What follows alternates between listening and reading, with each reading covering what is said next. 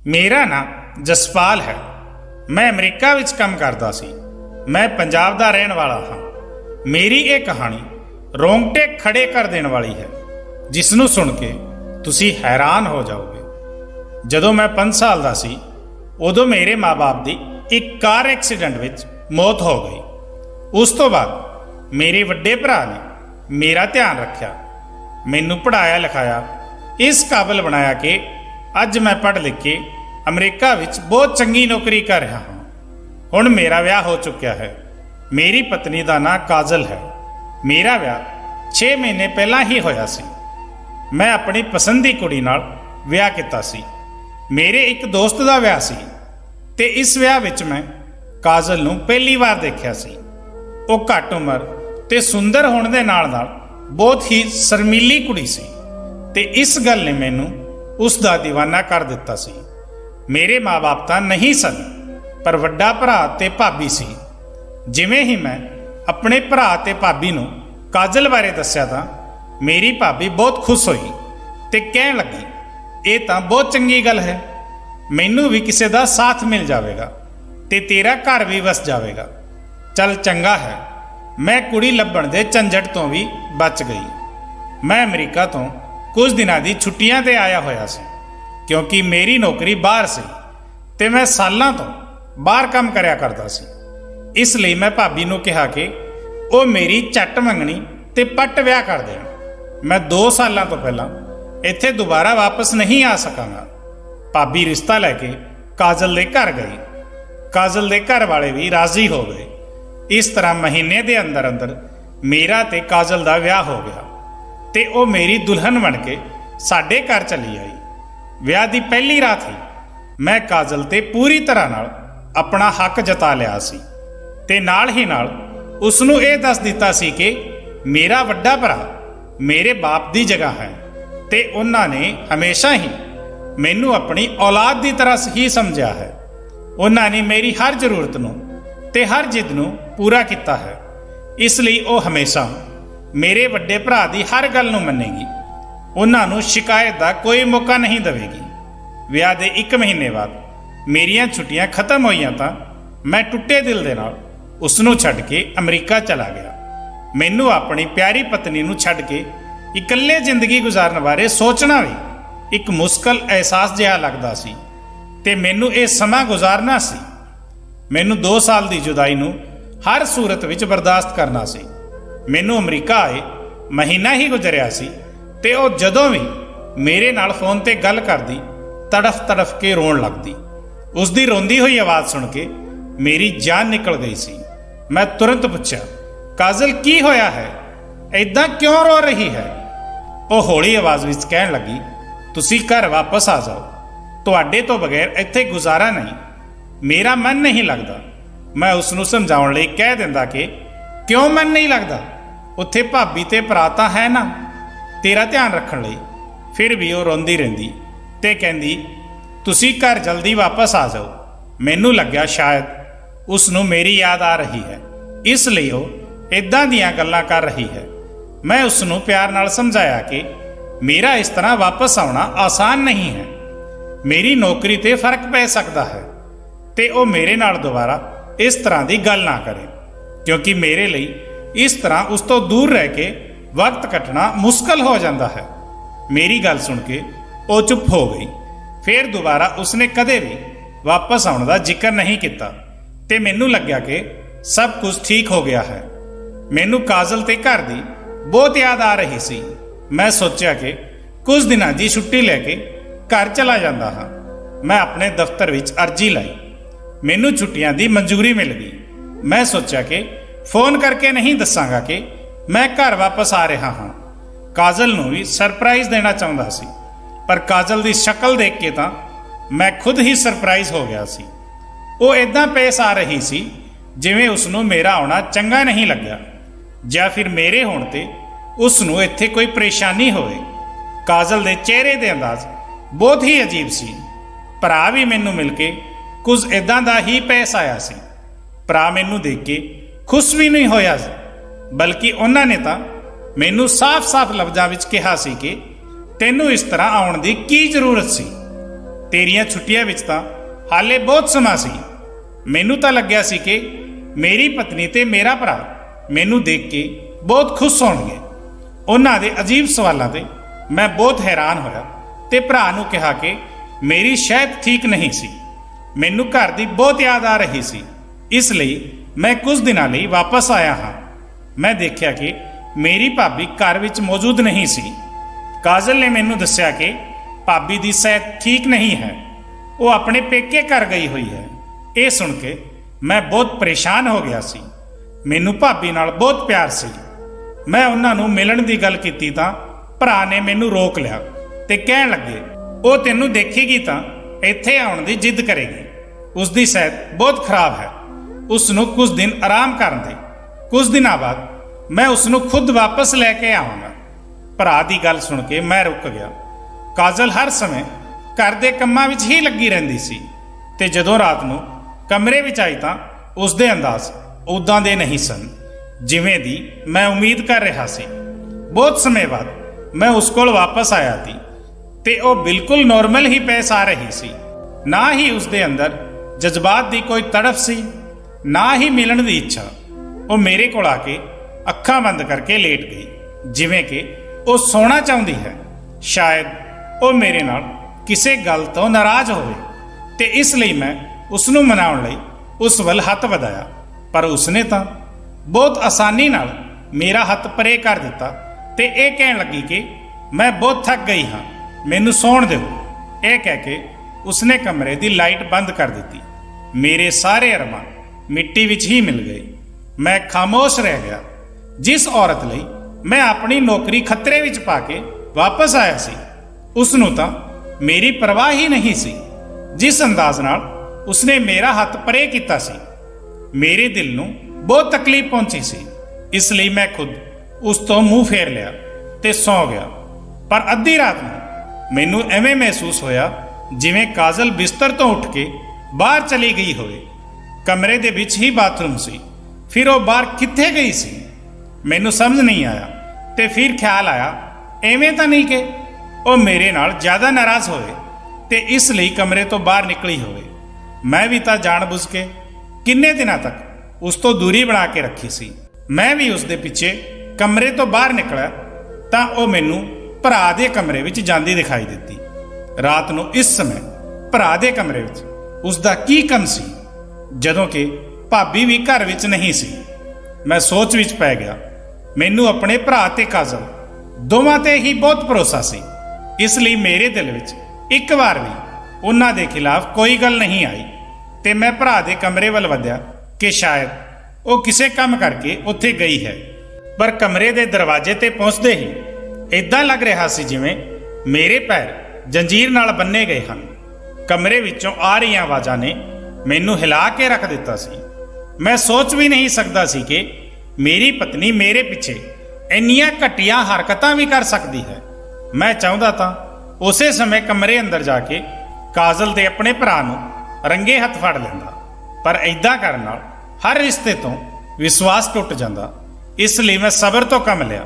ਇਹ ਸੋਚਿਆ ਸੀ ਕਿ ਮੈਂ ਕਾਜਲ ਦੇ ਮੂੰਹ ਤੋਂ ਸਾਰਾ ਸੱਚ ਜਾਣ ਕੇ ਰਹਾਂਗਾ ਕਿ ਅਖੀਰ ਉਸਨੇ ਮੈਨੂੰ ਛੱਡ ਕੇ ਅੱਧੀ ਰਾਤ ਨੂੰ ਮੇਰੇ ਭਰਾ ਦੇ ਕਮਰੇ ਵਿੱਚ ਜਾਣਾ ਕਿਉਂ ਜ਼ਰੂਰੀ ਸਮਝਿਆ।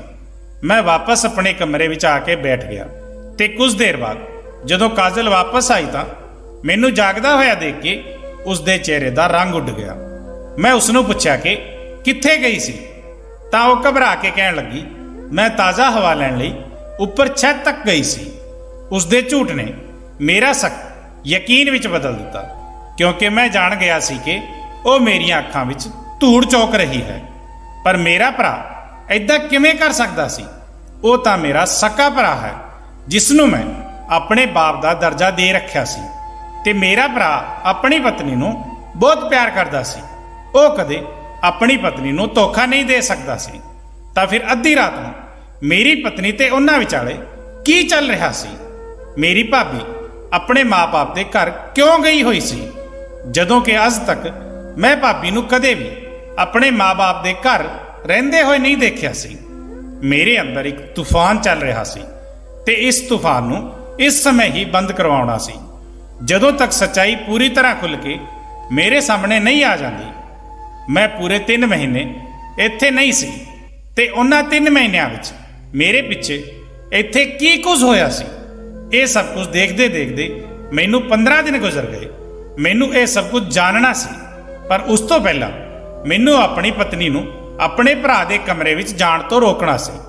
ਅਗਲੇ ਹੀ ਦਿਨ ਮੇਰੀ ਪਤਨੀ ਸ਼ੀਸ਼ੇ ਦੇ ਸਾਹਮਣੇ ਖੜੀ ਹੋ ਕੇ ਤਿਆਰ ਹੋ ਰਹੀ ਸੀ ਤੇ ਮੈਂ ਬਿਸਤਰ ਤੇ ਲੇਟ ਕੇ ਉਸ ਨੂੰ ਆਪਣੀਆਂ ਅੱਖਾਂ ਨਾਲ ਦੇਖ ਰਿਹਾ ਸੀ। ਮੈਂ ਉਸ ਦੀ ਨਜ਼ਰ ਵਿੱਚ ਸੋਇਆ ਹੋਇਆ ਸੀ, ਪਰ ਹਕੀਕਤ ਵਿੱਚ ਮੈਂ ਜਾਗ ਰਿਹਾ ਸੀ। ਰਾਤ ਨੂੰ ਇਸ ਸਮੇਂ ਆਪਣੀ ਪਤਨੀ ਨੂੰ ਤਿਆਰ ਹੁੰਦਾ ਦੇਖ ਕੇ ਮੈਨੂੰ ਬਿਲਕੁਲ ਵੀ ਖੁਸ਼ੀ ਨਹੀਂ ਹੋ ਰਹੀ ਸੀ, ਕਿਉਂਕਿ ਮੇਰੀ ਪਤਨੀ ਮੇਰੇ ਲਈ ਤਿਆਰ ਨਹੀਂ ਹੋ ਰਹੀ ਸੀ, ਬਲਕਿ ਉਸ ਦੀ ਇਹ ਤਿਆਰੀ ਤਾਂ ਮੇਰੇ ਵੱਡੇ ਭਰਾ ਦੇ ਲਈ ਸੀ। ਮੇਰਾ ਉਹ ਵੱਡਾ ਭਰਾ ਜਿਸ ਨੂੰ ਮੈਂ ਆਪਣੇ ਬਾਪ ਦਾ ਦਰਜਾ ਦੇ ਰੱਖਿਆ ਸੀ। ਮੇਰੀ ਪਤਨੀ ਅੱਧੀ ਰਾਤ ਨੂੰ ਉਸ ਦੇ ਕਮਰੇ ਵਿੱਚ ਜਾਇਆ ਕਰਦੀ ਸੀ ਤੇ ਮੈਂ ਇੱਕ ਗੱਲ ਚੰਗੇ ਤਰੀਕੇ ਨਾਲ ਜਾਣਦਾ ਸੀ ਕਿ ਉੱਥੇ ਕੀ ਹੁੰਦਾ ਹੈ। ਹਮੇਸ਼ਾ ਦੀ ਤਰ੍ਹਾਂ ਇਸ ਰਾਤ ਵੀ ਮੇਰਾ ਦਿਲ ਕਰ ਰਿਹਾ ਸੀ ਕਿ ਮੈਂ ਉੱਠ ਕੇ ਆਪਣੀ ਪਤਨੀ ਦਾ ਹੱਥ ਫੜ ਲਵਾਂ ਤੇ ਉਸ ਨੂੰ ਆਪਣੇ ਵੱਡੇ ਭਰਾ ਦੇ ਕਮਰੇ ਵਿੱਚ ਜਾਣ ਤੋਂ ਰੋਕ ਲਵਾਂ, ਪਰ ਮੈਂ ਮਜਬੂਰ ਸੀ। ਮੇਰੇ ਕੋਲ ਉਸ ਤੋਂ ਸਿਵਾਏ ਹੋਰ ਕੋਈ ਰਸਤਾ ਨਹੀਂ ਸੀ ਕਿ ਮੈਂ ਆਪਣੀ ਪਤਨੀ ਨੂੰ ਆਪਣੇ ਵੱਡੇ ਭਰਾ ਕੋਲ ਜਾਂਦਾ ਹੋਇਆ ਦੇਖਾਂ, ਕਿਉਂਕਿ ਉਸ ਨੂੰ ਰੋਕਣ ਦਾ ਅੰਜਾਮ ਬਹੁਤ ਹੀ ਭਿਆਨਕ ਹੋਣ ਵਾਲਾ ਸੀ। ਮੇਰੀ ਪਤਨੀ ਕਾਜਲ ਦੀ ਉਮਰ ਸਿਰਫ 20 ਸਾਲ ਦੀ ਸੀ। ਉਹ ਜਵਾਨ ਤੇ ਖੂਬਸੂਰਤ ਵੀ ਸੀ, ਪਰ ਉਸ ਦੇ ਬਾਵਜੂਦ ਵੀ ਕਾਜਲ ਮੇਰੇ ਹੱਥਾਂ ਤੋਂ ਬਾਹਰ ਸੀ, ਕਿਉਂਕਿ ਇਹਨਾਂ ਰਾਤਾਂ ਵਿੱਚੋਂ ਇੱਕ ਰਾਤ ਵੀ ਐਦਾਂ ਦੀ ਨਹੀਂ ਆਈ ਸੀ ਜੋ ਉਸਨੇ ਮੇਰੇ ਨਾਲ ਗੁਜ਼ਾਰੀ ਹੋਵੇ। ਮੈਂ ਹਰ ਰਾਤ ਉਸ ਨੂੰ ਪਾਉਣ ਦੀ ਹਸਰਤ ਲਈ ਬਿਸਤਰ ਤੇ ਪਿਆ ਰਹਿੰਦਾ ਸੀ ਤੇ ਉਹ ਮੈਨੂੰ ਨਜ਼ਰਅੰਦਾਜ਼ ਕਰਕੇ ਕਮਰੇ ਤੋਂ ਬਾਹਰ ਚਲੀ ਜਾਂਦੀ ਸੀ। ਮੇਰਾ ਭਰਾ ਉਸ ਨਾਲ ਕਿੱਦਾਂ ਦਾ ਹੀ ਸਲੂਕ ਕਿਉਂ ਨਾ ਕਰਦਾ ਸੀ, ਪਰ ਉਹ ਵਾਪਸ ਨਹੀਂ ਆਉਂਦੀ ਸੀ। ਅੱਜ ਵੀ ਜਿਸ ਤਰ੍ਹਾਂ ਉਹ ਤਿਆਰ ਹੋਈ ਸੀ, ਮੇਰੀ ਨਜ਼ਰ ਉਸ ਦੀ ਸੁੰਦਰਤਾ ਨੂੰ ਹੀ ਦੇਖ ਰਹੀ ਸੀ ਤੇ ਫਿਰ ਉਹ ਖਾਮੋਸ਼ੀ ਨਾਲ ਕਮਰੇ ਤੋਂ ਬਾਹਰ ਚਲੀ ਗਈ। ਥੋੜੀ ਦੇਰ ਬਾਅਦ ਅਜੀਬੋ-ਗਰੀਬ ਆਵਾਜ਼ਾਂ ਦਾ ਸਿਲਸਿਲਾ ਸ਼ੁਰੂ ਹੋ ਗਿਆ ਤੇ ਮੈਂ ਬਸ ਆਪਣੇ ਬਿਸਤਰ ਤੇ ਲਾਚਾਰਾਂ ਦੀ ਤਰ੍ਹਾਂ ਪਿਆ ਰਿਹਾ। ਪਰ ਮੈਂ ਚੰਗੇ ਤਰੀਕੇ ਨਾਲ ਜਾਣਦਾ ਸੀ ਕਿ ਮੇਰੇ ਭਰਾ ਦੇ ਕਮਰੇ ਵਿੱਚ ਕੀ ਚੱਲ ਰਿਹਾ ਹੈ ਤੇ ਮੇਰੀ ਪਤਨੀ ਸਵੇਰੇ ਕਿਸ ਹਾਲ ਵਿੱਚ ਵਾਪਸ ਆਵੇਗੀ। ਦਿਲ ਤਾਂ ਚਾਹੁੰਦਾ ਸੀ ਕਿ ਮੈਂ ਆਪਣੇ ਭਰਾ ਦੇ ਕਮਰੇ ਵਿੱਚ ਜਾਵਾਂ ਤੇ ਹੱਥ ਫੜ ਕੇ ਆਪਣੀ ਪਤਨੀ ਨੂੰ ਉੱਥੋਂ ਵਾਪਸ ਲਿਆਵਾਂ, ਪਰ ਮੈਂ ਮਜਬੂਰ ਸੀ। ਜੇ ਮੈਂ ਇਦਾਂ ਕਰਦਾ ਤਾਂ ਹਮੇਸ਼ਾ ਲਈ ਆਪਣੀ ਪਤਨੀ ਨੂੰ ਖੋ ਦਿੰਦਾ ਤੇ ਮੈਂ ਕਾਜਲ ਨੂੰ ਹਰਗਿਜ਼ ਖੋਣਾ ਨਹੀਂ ਚਾਹੁੰਦਾ ਸੀ। ਮੈਂ ਉਸ ਨੂੰ ਬਹੁਤ ਪਿਆਰ ਕਰਦਾ ਸੀ ਤੇ ਇਸ ਲਈ ਤਾਂ ਮੈਂ ਅਮਰੀਕਾ ਦੀ ਇੰਨੀ ਚੰਗੀ ਨੌਕਰੀ ਛੱਡ ਕੇ ਵਾਪਸ ਆਇਆ ਸੀ। ਪਰ ਮੈਨੂੰ ਕੀ ਪਤਾ ਸੀ ਕਿ ਮੇਰੇ ਪਿੱਛੇ ਇੱਥੇ ਕੀ ਹੋ ਚੁੱਕਿਆ ਸੀ। ਇਹ ਰਾਜ਼ ਮੇਰੇ ਤੇ ਤਾਂ ਖੁੱਲਿਆ ਜਦੋਂ ਮੈਂ ਆਪਣੀ ਪਤਨੀ ਦੇ ਪਿਆਰ ਵਿੱਚ ਸਭ ਕੁਝ ਛੱਡ ਕੇ ਵਾਪਸ ਆ ਗਿਆ ਤੇ ਇੱਥੇ ਆਉਣ ਤੋਂ ਬਾਅਦ ਮੈਨੂੰ ਪਤਾ ਚੱਲਿਆ ਕਿ ਮੇਰੀ ਪਤਨੀ ਤਾਂ ਮੇਰੇ ਵੱਡੇ ਭਰਾ ਦੀ ਗੁਲਾਮ ਬਣ ਚੁੱਕੀ ਹੈ। ਮੇਰੀ ਤਾਂ ਦੁਨੀਆ ਹੀ ਖਤਮ ਹੋ ਗਈ ਸੀ। ਸ਼ੁਰੂ ਵਿੱਚ ਤਾਂ ਮੈਨੂੰ ਇਸ ਗੱਲ ਤੇ ਯਕੀਨ ਨਹੀਂ ਹੁੰਦਾ ਸੀ ਕਿ ਮੇਰੀ ਪਤਨੀ ਹਰ ਰਾਤ ਮੈਨੂੰ ਛੱਡ ਕੇ ਮੇਰੇ ਭਰਾ ਦੇ ਕਮਰੇ ਵਿੱਚ ਚਲੀ ਜਾਂਦੀ ਹੈ, ਪਰ ਜਿਵੇਂ-ਜਿਵੇਂ ਮੈਨੂੰ ਪਤਾ ਚੱਲਿਆ ਕਿ ਉੱਥੇ ਸਾਰੀ ਰਾਤ ਉਹਨਾਂ ਵਿੱਚ ਕੀ ਹੁੰਦਾ ਹੈ, ਇੱਕ ਪਤੀ ਹੋਣ ਦੇ ਨਾਤੇ ਮੇਰੀ ਬਰਦਾਸ਼ਤ ਤੋਂ ਬਾਹਰ ਸੀ। ਪਰ ਫਿਰ ਵੀ ਮੈਂ ਸਭ ਕੁਝ ਬਰਦਾਸ਼ਤ ਕਰਨ ਲਈ ਮਜਬੂਰ ਸੀ। ਮੇਰੀ ਪਤਨੀ ਨੂੰ ਕਮਰੇ ਵਿੱਚ ਗਏ ਅੱਧਾ ਘੰਟਾ ਵੀ ਨਹੀਂ ਹੋਇਆ ਸੀ ਤੇ ਮੇਰੇ ਵੱਡੇ ਭਰਾ ਦੇ ਕਮਰੇ ਤੋਂ ਆਵਾਜ਼ ਆਉਣ ਲੱਗੀ ਸੀ। ਆਪਣੀ ਪਤਨੀ ਦੀਆਂ ਐਦਾਂ ਦੀਆਂ ਆਵਾਜ਼ਾਂ ਸੁਣ ਕੇ ਮੇਰੀਆਂ ਅੱਖਾਂ ਵਿੱਚੋਂ ਹੰਝੂ ਆਉਣ ਲੱਗੇ ਸਨ। ਇਹ ਮੇਰੀ ਇੱਜ਼ਤ ਤੇ ਇੱਕ ਲਾਹਨਤ ਸੀ ਕਿ ਮੈਂ ਆਪਣੀ ਪਤਨੀ ਨੂੰ ਹਰ ਰੋਜ਼ ਕਿਸੇ ਹੋਰ ਦੇ ਕਮਰੇ ਵਿੱਚ ਜਾਂਦਾ ਦੇਖ ਰਿਹਾ ਸੀ, ਪਰ ਕੁਝ ਕਰ ਨਹੀਂ ਸਕਦਾ ਸੀ। ਮੈਂ ਸਬਰ ਦਾ ਘੁੱਟ ਪੀ ਲਿਆ ਸੀ। ਸ਼ਾਇਦ ਇਹੀ ਮੇਰੀ ਕਿਸਮਤ ਸੀ ਤੇ ਇਹੀ ਮੇਰਾ ਨਸੀਬ। ਸਵੇਰ ਦੇ ਸਮੇਂ ਜਦੋਂ ਕਾਜਲ ਆਪਣੇ ਕਮਰੇ ਵਿੱਚ ਬੁਰੀ ਹਾਲਤ ਵਿੱਚ ਲੜਖੜਾਉਂਦੀ ਹੋਈ ਵਾਪਸ ਆਉਂਦੀ ਸੀ, ਮੈਨੂੰ ਹੀ ਪਤਾ ਹੁੰਦਾ ਸੀ ਕਿ ਉਹ ਕਿਸ ਹਾਲ ਵਿੱਚ ਵਾਪਸ ਆਈ ਹੈ। ਪਰ ਉਸ ਦੇ ਬਾਵਜੂਦ ਮੈਂ ਅੱਧਾ ਘੰਟਾ ਬਹਿਰਾ ਤੇ ਗੂੰਗਾ ਬਿਸਤਰ ਤੇ ਪਿਆ ਰਿਹਾ ਤੇ ਫਿਰ ਉਹ ਖਾਮੋਸ਼ੀ ਨਾਲ ਮੇਰੇ ਕੋਲ ਆ ਗਈ, ਜਿਵੇਂ ਰਾਤ ਨੂੰ ਕਮਰੇ ਤੋਂ ਬਾਹਰ ਹੀ ਨਾ ਗਈ ਹੋਵੇ ਤੇ ਮੈਂ ਵੀ ਆਪਣੀ ਜਗ੍ਹਾ ਅਣਜਾਣ ਬਣ ਗਿਆ ਸੀ ਤਾਂ ਕਿ ਮੈਂ ਆਪਣੇ ਰਿਸ਼ਤਿਆਂ ਨੂੰ ਬਚਾ ਸਕਾਂ, ਕਿਉਂਕਿ ਇਸ ਰਿਸ਼ਤੇ ਨੂੰ ਖਤਮ ਕਰਨਾ ਮੇਰੇ ਹੱਥ ਵਿੱਚ ਨਹੀਂ ਸੀ। ਫਿਲਹਾਲ ਮੇਰੇ ਕੋਲ ਨੌਕਰੀ ਵੀ ਨਹੀਂ ਸੀ, ਕਿਉਂਕਿ ਮੈਂ ਹੁਣ ਸਭ ਕੁਝ ਛੱਡ ਕੇ ਅਮਰੀਕਾ ਤੋਂ ਵਾਪਸ ਆਇਆ ਸੀ। ਇਸ ਲਈ ਅੱਧੇ ਦਿਨ ਬਾਅਦ ਬਿਸਤਰ ਤੋਂ ਨਿਕਲਿਆ ਕਾਜਲ ਮੇਰੇ ਤੋਂ ਪਹਿਲਾਂ ਉੱਠ ਕੇ ਘਰ ਦੇ ਕੰਮਾਂ ਵਿੱਚ ਲੱਗ ਗਈ ਸੀ ਤੇ ਨਾ ਉਹ ਮੇਰੇ ਨਾਲ ਨਜ਼ਰ ਮਿਲਾਉਂਦੀ ਸੀ ਤੇ ਨਾ ਉਹ ਕਿਸੇ ਤਰ੍ਹਾਂ ਦੀ ਗੱਲ ਮੇਰੇ ਨਾਲ ਕਰਦੀ ਸੀ। ਤੇ ਨਾਮ ਹੈ। ਪਤਾ ਨਹੀਂ ਇਹ ਕਿਵੇਂ ਦਾ ਅਜੀਬ ਸਿਲਸਿਲਾ ਸੀ ਜੋ ਸਾਡੇ ਦੋਨਾਂ ਵਿਚਾਲੇ ਪਿਛਲੇ ਕਈ ਦਿਨਾਂ ਤੋਂ ਚੱਲ ਰਿਹਾ ਸੀ। ਮੈਂ ਖੁਦ ਨੂੰ ਤੇ ਕਾਜਲ ਨੂੰ ਇਸ ਦਲਦਲ ਤੋਂ ਬਾਹਰ ਕੱਢਣਾ ਚਾਹੁੰਦਾ ਸੀ, ਕਿਉਂਕਿ ਹੁਣ ਇਸ ਤਰ੍ਹਾਂ ਦੀ ਜ਼ਿੰਦਗੀ ਗੁਜ਼ਾਰਨਾ ਮੇਰੇ ਲਈ ਮੁਸ਼ਕਿਲ ਹੋ ਚੁੱਕਿਆ ਸੀ। ਮੈਂ ਸੱਚਾਈ ਦਾ ਪਤਾ ਲਗਾਉਣਾ ਚਾਹੁੰਦਾ ਸੀ ਕਿ ਮੇਰੇ ਪਿੱਛੇ ਇੱਥੇ ਕੀ ਕੁਝ ਹੋਇਆ ਹੈ। ਉਸ ਤੋਂ ਪਹਿਲਾਂ ਆਪਣੀ ਪਤਨੀ ਨੂੰ ਆਪਣੇ ਭਰਾ ਦੇ ਕਮਰੇ ਵਿੱਚ ਜਾਣ ਤੋਂ ਰੋਕਣਾ ਸੀ। ਇਸ ਲਈ ਅਗਲੀ ਰਾਤ ਮੈਂ ਸੌਣ ਦੀ ਬਜਾਏ ਜਾਗਣ ਦਾ ਫੈਸਲਾ ਕੀਤਾ। ਰਾਤ ਦੇ 2 ਵੱਜ ਰਹੇ ਸੀ ਤੇ ਮੈਂ ਟੀਵੀ ਦੇਖ ਰਿਹਾ ਸੀ। ਕਾਜਲ ਬਿਨਾਂ ਪਾਣੀ ਦੀ ਮੱਛਲੀ ਦੀ ਤਰ੍ਹਾਂ ਬੇਚੈਨ ਹੋ ਕੇ ਤੜਫ ਰਹੀ ਸੀ ਤੇ ਜਦੋਂ ਕੁਝ ਸਮਾਂ ਹੋਰ ਗੁਜ਼ਰਿਆ ਤਾਂ ਉਹ ਗੁੱਸੇ ਵਿੱਚ ਆ ਗਈ। ਕਹਿਣ ਲੱਗੀ ਕਿ ਕਦੋਂ ਤੱਕ ਜਾਗੋਗੇ, ਬਹੁਤ ਰਾਤ ਹੋ ਗਈ ਹੈ, ਟੀਵੀ ਬੰਦ ਕਰੋ ਤੇ ਲਾਈਟ ਬੰਦ ਕਰਕੇ ਸੋ ਜਾਓ। ਤਾਂ ਮੈਂ ਕੋਈ ਜਵਾਬ ਨਹੀਂ ਦਿੱਤਾ ਤੇ ਉਸਨੇ ਅੱਗੇ ਵੱਧ ਕੇ ਖੁਦ ਹੀ ਟੀਵੀ ਤੇ ਲਾਈਟ ਬੰਦ ਕਰ ਦਿੱਤੀ। ਮਜਬੂਰਨ ਉਹ ਅੱਖਾਂ ਬੰਦ ਕਰਕੇ ਬਿਸਤਰ ਤੇ ਲੇਟ ਗਈ। ਮੈਂ ਵੀ ਬਰਾਬਰ ਖਾਮੋਸ਼ੀ ਨਾਲ ਸੋ ਗਿਆ। ਕੁਝ ਸਮੇਂ ਬਾਅਦ ਉਸਨੂੰ ਲੱਗਿਆ ਕਿ ਮੈਂ ਸੋ ਰਿਹਾ ਹਾਂ ਤੇ ਉਹ ਪਿਛਲੀ ਰਾਤ ਦੀ ਤਰ੍ਹਾਂ ਫਿਰ ਤੋਂ ਤਿਆਰ ਹੋ ਕੇ ਕਮਰੇ ਤੋਂ ਬਾਹਰ ਨਿਕਲ ਗਈ ਤੇ ਮੇਰੇ ਦਿਲ ਵਿੱਚ ਅੱਗ ਲੱਗ ਗਈ। ਉਸਦੇ ਜਾਂਦੇ ਹੀ ਮੈਂ ਵੀ ਕਮਰੇ ਤੋਂ ਬਾਹਰ ਨਿਕਲਿਆ ਤੇ ਦੇਖਿਆ ਉਹ ਭਰਾ ਦੇ ਕਮਰੇ ਵਿੱਚ ਚਲੀ ਗਈ ਸੀ ਤੇ ਦਰਵਾਜ਼ਾ ਅੰਦਰ ਤੋਂ ਬੰਦ ਕਰ ਲਿਆ ਸੀ। ਮੈਂ ਫੌਰਨ ਸਟੂਲ ਤੇ ਖੜਾ ਹੋਇਆ ਤੇ ਰੋਸ਼ਨਦਾਨ ਤੇ ਚੜਿਆ ਤੇ ਅੰਦਰ ਝਾਕ ਕੇ ਦੇਖਿਆ ਤਾਂ ਅੰਦਰ ਦਾ ਨਜ਼ਾਰਾ ਦੇਖ ਕੇ ਤਾਂ ਮੇਰੇ ਹੋਸ਼ ਉੱਡ ਗਏ। ਮੇਰੀ ਪਤਨੀ ਮੇਰੇ ਭਰਾ ਕੋਲ ਖੜੀ ਸੀ ਤੇ ਮੇਰੇ ਭਰਾ ਦੇ ਹੱਥ ਵਿੱਚ ਇੱਕ ਜਲਦੀ ਹੋਈ ਮੋਮਬੱਤੀ ਸੀ, ਜਿਸ ਨੂੰ ਭਰਾ ਨੇ ਕਾਜਲ ਦੇ ਹੱਥ ਵਿੱਚ ਰੱਖ ਦਿੱਤਾ ਤੇ ਕਾਜਲ ਬਿਲਕੁਲ ਇਸ ਤਰ੍ਹਾਂ ਖਾਮੋਸ਼ ਖੜੀ ਸੀ ਜਿਵੇਂ ਬੇਜ਼ਬਾਨ ਮੂਰਤ ਹੋਵੇ। ਇਸ ਦੇ ਬਾਅਦ ਜੋ ਕੁਝ ਹੋਇਆ ਉਸ ਨੂੰ ਦੇਖ ਕੇ ਮੇਰੇ ਰੋਂਗਟੇ ਖੜੇ ਹੋ ਗਏ। ਕਾਜਲ ਤਾਂ ਉਹ ਸਭ ਕੁਝ ਕਰ ਰਹੀ ਸੀ ਜੋ ਭਰਾ ਉਸ ਤੋਂ ਕਰਵਾਉਣਾ ਚਾਹੁੰਦਾ ਸੀ। ਕਾਜਲ ਦੀ ਇਦਾਂ ਦੀ ਹਾਲਤ ਸੀ ਕਿ ਜੇ ਭਰਾ ਉਸ ਨੂੰ ਛੱਤ ਤੇ ਉਲਟਾ ਲਟਕਣ ਨੂੰ ਕਹਿੰਦੇ ਤਾਂ ਸ਼ਾਇਦ ਉਹ ਇਸ ਨੂੰ ਵੀ ਮਨਾ ਨਹੀਂ ਕਰਦੀ। ਪਰ ਇਹ ਸਭ ਕੀ ਸੀ ਤੇ ਕਿਉਂ ਹੋ ਰਿਹਾ ਸੀ, ਮੈਂ ਨਹੀਂ ਜਾਣਦਾ ਸੀ। ਇਸ ਰਾਤ ਮੈਂ ਚੁੱਪਚਾਪ ਇਦਾਂ ਹੀ ਵਾਪਸ ਆ ਕੇ ਆਪਣੇ ਕਮਰੇ ਵਿੱਚ ਜਾ ਕੇ ਲੇਟ ਗਿਆ ਤੇ ਅਗਲੀ ਰਾਤ ਮੈਂ ਫਿਰ ਤੋਂ ਕਾਜਲ ਨੂੰ ਇਸ ਤਰ੍ਹਾਂ ਭਰਾ ਕੋਲ ਉਸਦੇ ਕਮਰੇ ਵਿੱਚ ਨਹੀਂ ਜਾਣ ਦਿੱਤਾ। ਜਿਵੇਂ ਹੀ ਉਹ ਉੱਠ ਕੇ ਤਿਆਰ ਹੋਣ ਲੱਗੀ, ਮੈਂ ਤੁਰੰਤ ਉੱਠਿਆ ਤੇ ਉਸ ਦਾ ਹੱਥ ਫੜ ਕੇ ਉਸ ਨੂੰ ਬਿਠਾਇਆ ਤੇ ਕਿਹਾ ਕਿ ਅੱਜ ਤੂੰ ਕਮਰੇ ਤੋਂ ਬਾਹਰ ਨਹੀਂ ਜਾਵੇਗੀ। ਮੇਰਾ ਗੁੱਸਾ ਤੇ ਮੇਰਾ ਅੰਦਾਜ਼ਾ ਦੇਖ ਕੇ ਉਹ ਖਾਮੋਸ਼ ਮੇਰੇ ਕੋਲ ਬੈਠੀ ਰਹੀ। ਫਿਰ ਕੁਝ ਦੇਰ ਬਾਅਦ ਉਹ ਬਿਸਤਰ ਤੇ ਪੂਰੀ ਤਰ੍ਹਾਂ ਤੜਫਣ ਲੱਗੀ। ਉਸ ਦੀ ਹਾਲਤ ਬਿਲਕੁਲ ਖਰਾਬ ਹੋ ਗਈ ਸੀ।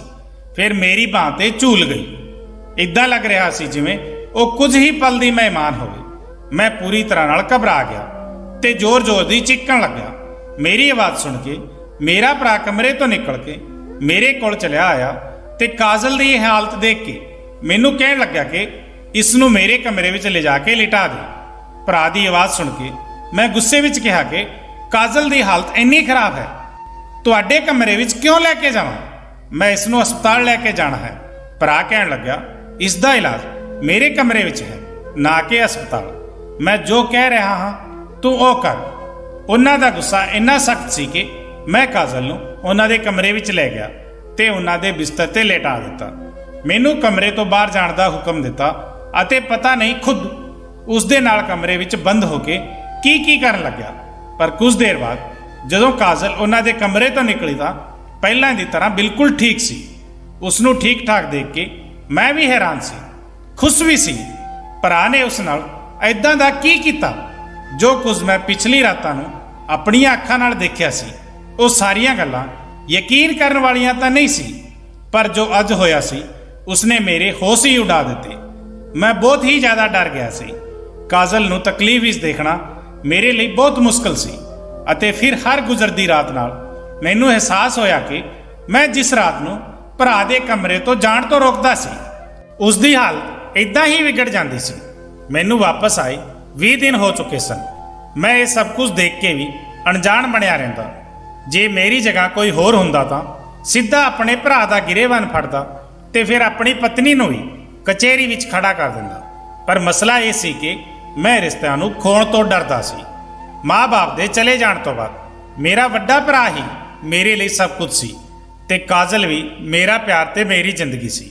ਪਰ ਉਹ ਦੋਵੇਂ ਮਿਲ ਕੇ ਜੋ ਕੁਝ ਵੀ ਕਰ ਰਹੇ ਸੀ, ਉਸ ਦੇ ਪਿੱਛੇ ਕੀ ਵਜ੍ਹਾ ਸੀ, ਇਹ ਜਾਣਨ ਦੇ ਲਈ ਮੈਂ ਘਰ ਤੋਂ ਬਾਹਰ ਚਲਾ ਗਿਆ ਤੇ ਸਿੱਧੇ ਆਪਣੀ ਭਾਬੀ ਦੇ ਮਾਂ-ਬਾਪ ਦੇ ਘਰ ਪਹੁੰਚਿਆ, ਕਿਉਂਕਿ ਮੇਰੇ ਪਿੱਛੇ ਜੋ ਕੁਝ ਵੀ ਹੋਇਆ ਸੀ ਜੇ ਕਿਸੇ ਨੂੰ ਇਸ ਬਾਰੇ ਪਤਾ ਸੀ ਤਾਂ ਉਹ ਮੇਰੀ ਭਾਬੀ ਸੀ।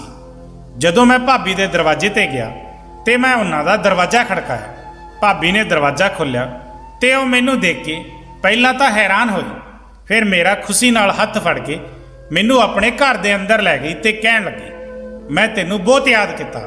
ਮੈਂ ਪਿਛਲੇ 2 ਮਹੀਨਿਆਂ ਤੋਂ ਇੱਥੇ ਆਈ ਹੋਈ ਹਾਂ ਤੇ ਤੇਰੇ ਭਰਾ ਨੇ ਇੱਕ ਵਾਰ ਪਲਟ ਕੇ ਵੀ ਮੈਨੂੰ ਨਹੀਂ ਦੇਖਿਆ। ਮੈਂ ਹੈਰਾਨੀ ਨਾਲ ਪੁੱਛਿਆ ਕਿ ਤੁਹਾਡੀ ਤਬੀਅਤ ਤਾਂ ਠੀਕ ਹੈ, ਮੈਨੂੰ ਤਾਂ ਦੱਸਿਆ ਸੀ ਤੁਸੀਂ ਬਿਮਾਰ ਹੋ। ਭਾਬੀ ਨੇ ਹੱਸ ਕੇ ਮੇਰੇ ਵੱਲ ਦੇਖਿਆ। ਬਿਮਾਰ ਮੈਂ ਨਹੀਂ, ਬਲਕਿ ਉਹ ਲੋਕ ਹਨ ਜੋ ਮੈਨੂੰ ਬਿਮਾਰ ਕਹਿ ਰਹੇ ਹਨ। ਇਲਾਜ ਦੀ ਜ਼ਰੂਰਤ ਉਹਨਾਂ ਨੂੰ ਹੈ, ਮੈਨੂੰ ਨਹੀਂ। ਭਾਬੀ ਦਾ ਅੰਦਾਜ਼ ਅਜੀਬ ਸੀ। ਮੈਂ ਕਿਹਾ, ਭਾਬੀ ਮੈਨੂੰ ਸੱਚ-ਸੱਚ ਦੱਸੋ, ਮੇਰੇ ਪਿੱਛੇ ਕੀ ਹੋਇਆ ਹੈ? ਮੈਂ ਜਦੋਂ ਤੋਂ ਇੱਥੇ ਆਇਆ ਹਾਂ, ਭਰਾ ਦੇ ਕਾਜਲ ਦੇ ਸੁਭਾਅ ਨੂੰ ਦੇਖ ਕੇ ਮੈਂ ਬਹੁਤ ਪਰੇਸ਼ਾਨ ਹਾਂ। ਮੇਰੀ ਪਤਨੀ ਤਾਂ ਮੇਰੀ ਰਹੀ ਹੀ ਨਹੀਂ, ਮੈਂ ਜਾਵਾਂ ਤਾਂ ਕਿੱਥੇ ਜਾਵਾਂ? ਮੈਨੂੰ ਪਰੇਸ਼ਾਨ ਦੇਖ ਕੇ ਭਾਬੀ ਨੇ ਹੌਸਲਾ ਦਿੱਤਾ ਤੇ ਕਹਿਣ ਲੱਗੀ, ਸਭ ਕੁਝ ਠੀਕ ਹੋ ਜਾਵੇਗਾ, ਤੂੰ ਚਿੰਤਾ ਨਾ ਕਰ। ਤੇ ਫਿਰ ਭਾਬੀ ਨੇ ਮੈਨੂੰ ਇੱਕ ਅਜਿਹਾ ਰਾਜ਼ ਦੱਸਿਆ ਕਿ ਮੇਰੇ ਰੋਂਗਟੇ ਖੜੇ ਹੋ ਗਏ। ਜੋ ਕੁਝ ਮੈਂ ਦੇਖ ਰਿਹਾ ਸੀ ਉਵੇਂ ਦਾ ਕੁਝ ਵੀ ਨਹੀਂ ਸੀ ਜਿਵੇਂ ਮੈਨੂੰ ਨਜ਼ਰ ਆ ਰਿਹਾ ਸੀ। ਸਾਰਾ ਸੱਚ ਸੁਣ ਕੇ ਮੇਰੀ ਤਾਂ ਜਾਨ ਹੀ ਨਿਕਲ ਗਈ ਸੀ। ਅੱਜ ਭਾਬੀ ਕੋਲ ਆ ਕੇ ਮੈਨੂੰ ਪਤਾ ਚੱਲਿਆ ਕਿ ਸਭ ਕੁਝ ਠੀਕ ਨਹੀਂ ਹੋਇਆ ਸੀ, ਬਲਕਿ ਸਭ ਕੁਝ ਵਿਗੜ ਗਿਆ ਸੀ। ਭਾਬੀ ਨੇ ਦੱਸਿਆ, ਇੱਕ ਦਿਨ ਜਦੋਂ ਕਾਜਲ ਨੇ ਰੋਂਦੇ ਹੋਏ ਫੋਨ ਕੀਤਾ ਸੀ, ਦਰਅਸਲ ਉਹ ਬਹੁਤ ਜ਼ਿਆਦਾ ਪਰੇਸ਼ਾਨ ਸੀ ਕਿਉਂਕਿ ਤੇਰੇ ਭਰਾ ਨੇ ਉਸ ਤੇ ਜਾਦੂ ਕਰਵਾਉਣਾ ਸ਼ੁਰੂ ਕਰ ਦਿੱਤਾ ਸੀ ਤੇ ਉਸ ਦੀ ਤਬੀਅਤ ਬਹੁਤ ਜ਼ਿਆਦਾ ਖਰਾਬ ਰਹਿਣ ਲੱਗੀ ਕਿਉਂਕਿ ਮੇਰਾ ਭਰਾ ਮੇਰਾ ਵਿਆਹ ਨਹੀਂ ਕਰਵਾਉਣਾ ਚਾਹੁੰਦਾ ਸੀ ਕਿਉਂਕਿ ਮੇਰੇ ਭੇਜੇ ਹੋਏ ਪੈਸਿਆਂ ਨਾਲ ਉਹ ਸ਼ਹਿਰ ਵਿੱਚ ਆਪਣੇ ਨਾਂ ਦੀ ਜਾਇਦਾਦ ਬਣਾ ਰਿਹਾ ਸੀ ਤੇ ਉਹ ਨਹੀਂ ਚਾਹੁੰਦੇ ਸੀ ਕਿ ਮੇਰਾ ਪਰਿਵਾਰ ਬਣੇ। ਇਸ ਲਈ ਉਹਨਾਂ ਨੇ ਮੇਰਾ ਵਿਆਹ ਤਾਂ ਕਰਵਾ ਦਿੱਤਾ, ਪਰ ਮੇਰੇ ਅਮਰੀਕਾ ਵਾਪਸ ਜਾਣ ਤੋਂ ਬਾਅਦ ਭਾਬੀ ਮੇਰੀ ਪਤਨੀ ਨੂੰ ਭਰਾ ਦੇ ਇਰਾਦਿਆਂ ਤੋਂ ਬਚਾ ਨਹੀਂ ਪਾਈ ਤੇ ਭਰਾ ਨੇ ਮੇਰੀ ਪਤਨੀ ਨੂੰ ਕਈ ਤਰੀਕਿਆਂ ਨਾਲ ਤੰਗ ਕਰਨਾ ਸ਼ੁਰੂ ਕਰ ਦਿੱਤਾ ਸੀ। ਪਰ ਜਦੋਂ ਕਾਜਲ ਤਕਲੀਫ ਬਰਦਾਸ਼ਤ ਕਰਦੀ ਚਲੀ ਗਈ ਤਾਂ ਉਹਨਾਂ ਨੇ ਕਾਲੇ ਜਾਦੂ ਦਾ ਇਸਤੇਮਾਲ ਸ਼ੁਰੂ ਕੀਤਾ ਤੇ ਕਾਜਲ ਨੂੰ ਆਪਣੇ ਕਾਬੂ ਵਿੱਚ ਕਰ ਲਿਆ। ਅੱਧੀ ਰਾਤ ਨੂੰ ਉਹ ਕਾਜਲ ਨੂੰ ਆਪਣੇ ਜਾਦੂ ਵਿੱਚ ਕਰਕੇ ਉਸ ਤੇ ਪੜ੍ਹਾਈ ਕਰਦੇ, ਕਦੇ ਉਸ ਦਾ ਹੱਥ ਜਲਾਉਂਦੇ ਤੇ ਕਦੇ ਜਾਦੂ ਪੜ੍ਹ ਕੇ ਤਕਲੀਫ ਦਿੰਦੇ ਤੇ ਇਸ ਲਈ ਉਸ ਦੀਆਂ ਐਦਾਂ ਦੀਆਂ ਆਵਾਜ਼ਾਂ ਨਿਕਲਦੀਆਂ ਸੀ ਤੇ ਉਹ ਕਦੇ ਵੀ ਭਰਾ ਦੇ ਖਿਲਾਫ ਨਹੀਂ ਜਾਂਦੀ ਸੀ। ਭਰਾ ਉਸ ਤੇ ਕਾਲਾ ਜਾਦੂ ਕਰ ਰਿਹਾ ਸੀ ਜਿਸ ਨਾਲ ਉਹ ਜ਼ਿੰਦਗੀ ਭਰ ਦੇ ਲਈ ਨਾ ਸਿਰਫ ਉਹਨਾਂ ਦੀ ਗੁਲਾਮ ਹੋ ਜਾਂਦੀ ਬਲਕਿ ਬੇਔਲਾਦ ਵੀ ਰਹਿੰਦੀ। ਭਾਬੀ ਨੇ ਭਰਾ ਨੂੰ ਰੋਕਣਾ ਚਾਹਿਆ ਤਾਂ ਭਰਾ ਨੇ ਉਸ ਦੀ ਗੱਲ ਨਹੀਂ ਮੰਨੀ ਤੇ ਇਸ ਲਈ ਭਾਬੀ ਨੇ ਗੁੱਸੇ ਵਿੱਚ ਘਰ ਛੱਡ ਦਿੱਤਾ ਸੀ ਤੇ ਭਰਾ ਪੈਸੇ ਦੇ ਲਾਲਚ ਵਿੱਚ ਇੰਨਾ ਅੰਨਾ ਹੋ ਗਿਆ ਸੀ ਕਿ ਉਹਨਾਂ ਨੇ ਸਾਰੇ ਰਿਸ਼ਤਿਆਂ ਨੂੰ ਇਕੱਠੇ ਹੀ ਦਾਅ ਤੇ ਲਾ ਦਿੱਤਾ ਸੀ। ਕਾਜਲ ਵੀ ਹਰ ਰਾਤ ਇਸ ਜਾਦੂ ਦੇ ਕਾਰਨ ਉਹਨਾਂ ਦੇ ਕਮਰੇ ਵਿੱਚ ਪਹੁੰਚ ਜਾਇਆ ਕਰਦੀ ਸੀ ਤੇ ਜਿਸ ਰਾਤ ਨਹੀਂ ਜਾਂਦੀ ਸੀ ਉਸ ਦੀ ਤਬੀਅਤ ਵਿਗੜ ਜਾਂਦੀ ਸੀ। ਇਹ ਸਭ ਸੁਣ ਕੇ ਮੇਰੀ ਜਾਨ ਨਿਕਲ ਗਈ। ਫਿਰ ਭਾਬੀ ਨੇ ਮੈਨੂੰ ਉਸ ਜਾਦੂਗਰ ਦਾ ਪਤਾ ਦੱਸਿਆ ਜਿਸ ਦੇ ਨਾਲ ਮਿਲ ਕੇ ਮੇਰਾ ਭਰਾ ਸਭ ਕੁਝ ਕਰਵਾ ਰਿਹਾ ਸੀ। ਭਾਬੀ ਨੇ ਕਿਹਾ ਕਿ ਜੇ ਤੂੰ ਆਪਣੇ ਭਰਾ ਤੋਂ ਜ਼ਿਆਦਾ ਪੈਸੇ ਉਸ ਜਾਦੂਗਰ ਨੂੰ ਦੇਵੇਗਾ ਤਾਂ ਉਹ ਤੇਰੇ ਲਈ ਇਹ ਕੰਮ ਜ਼ਰੂਰ ਕਰੇਗਾ ਤੇ ਸਭ ਕੁਝ ਠੀਕ ਹੋ ਜਾਵੇਗਾ। ਮੈਂ ਇਸ ਤਰ੍ਹਾਂ ਹੀ ਕੀਤਾ ਤੇ ਉਸ ਜਾਦੂਗਰ ਨੂੰ ਬਹੁਤ ਜ਼ਿਆਦਾ ਪੈਸੇ ਦਿੱਤੇ ਤਾਂ ਉਸਨੇ ਪਤਾ ਨਹੀਂ ਇਦਾਂ ਦਾ ਕੀ ਕੀਤਾ ਕਿ ਭਰਾ ਦਾ ਜਾਦੂ ਹੀ ਉਲਟਾ ਪੈ ਗਿਆ। ਕਾਜਲ ਨੇ ਤਾਂ ਉਹਨਾਂ ਦੇ ਕਮਰੇ ਵਿੱਚ ਜਾਣਾ ਹੀ ਛੱਡ ਦਿੱਤਾ, ਪਰ ਹਰ ਰਾਤ ਉਹਨਾਂ ਦੇ ਕਮਰੇ ਵਿੱਚੋਂ ਉਹਨਾਂ ਦੇ ਚੀਕਣ ਦੀ ਆਵਾਜ਼ ਆਉਣ ਲੱਗੀ। ਕੁਝ ਦਿਨ ਇਹ ਸਿਲਸਿਲਾ ਇਦਾਂ ਹੀ ਚੱਲਦਾ ਰਿਹਾ ਤੇ ਫਿਰ ਇੱਕ ਦਿਨ ਭਰਾ ਨੇ ਖੁਦ ਮੇਰੇ ਤੇ ਕਾਜਲ ਦੇ ਪੈਰਾਂ ਵਿੱਚ ਡਿੱਗ ਕੇ ਸਾਡੇ ਤੋਂ ਮਾਫੀ ਮੰਗ ਲਈ ਕਿਉਂਕਿ ਉਹ ਬਹੁਤ ਤਕਲੀਫ ਵਿੱਚ ਸੀ ਤੇ ਇਸ ਤਕਲੀਫ ਤੋਂ ਬਾਹਰ ਨਿਕਲਣਾ ਚਾਹੁੰਦੇ ਸੀ। ਅਸੀਂ ਭਰਾ ਨੂੰ ਮਾਫ ਕਰ ਦਿੱਤਾ ਸੀ ਪਰ ਆਪਣੇ ਰਸਤੇ ਉਹਨਾਂ ਤੋਂ ਅਲੱਗ ਕਰ ਦਿੱਤੇ। ਮੈਂ ਹਮੇਸ਼ਾ ਲਈ ਅਮਰੀਕਾ ਵਾਲੀ ਨੌਕਰੀ ਛੱਡ ਦਿੱਤੀ ਤੇ ਕਾਜਲ ਨਾਲ ਇੱਕ ਵੱਖਰੇ ਮਕਾਨ ਵਿੱਚ ਰਹਿਣ ਲੱਗਿਆ। ਹੁਣ ਮੈਂ ਤੇ ਕਾਜਲ ਅਸੀਂ ਦੋਵਾਂ ਨੇ ਹੀ ਆਪਣੀ ਇੱਕ ਅਲੱਗ ਦੁਨੀਆ ਵਸਾ ਲਈ ਸੀ। ਕਦੇ-ਕਦੇ ਰੁਪਏ, ਪੈਸੇ ਤੇ ਜਾਇਦਾਦ ਇਨਸਾਨ ਨੂੰ ਉਹਨਾਂ ਦੇ ਰਿਸ਼ਤਿਆਂ ਤੋਂ ਦੂਰ ਕਰ ਦਿੰਦੀ ਹੈ ਤੇ ਮੇਰੇ ਨਾਲ ਵੀ ਇਦਾਂ ਦਾ ਹੀ ਹੋਇਆ ਸੀ। ਪੈਸੇ ਦੇ ਲਾਲਚ ਵਿੱਚ ਆ ਕੇ ਮੇਰੇ ਭਰਾ ਨੇ ਹਰ ਰਿਸ਼ਤਾ ਖੋ ਦਿੱਤਾ ਸੀ। ਨਾ ਹੀ ਭਾਬੀ ਉਹਨਾਂ ਦੇ ਨਾਲ ਸੀ ਤੇ ਨਾ ਹੀ ਮੈਂ ਤੇ ਕਾਜਲ। ਕੀ ਤੁਸੀਂ ਅੱਜ ਤੱਕ ਇਦਾਂ ਦੇ ਲਾਲਚੀ ਲੋਕਾਂ ਨੂੰ ਦੁਨੀਆ ਵਿੱਚ ਦੇਖਿਆ ਹੈ ਜਿਨ੍ਹਾਂ ਨੂੰ ਪੈਸੇ ਅੱਗੇ ਰਿਸ਼ਤਿਆਂ ਦੀ ਕੋਈ ਪਰਵਾਹ ਨਹੀਂ ਹੁੰਦੀ? ਆਪਣੇ ਕੀਮਤੀ ਵਿਚਾਰ ਕਮੈਂਟ ਜ਼ਰੂਰ ਕਰਨਾ।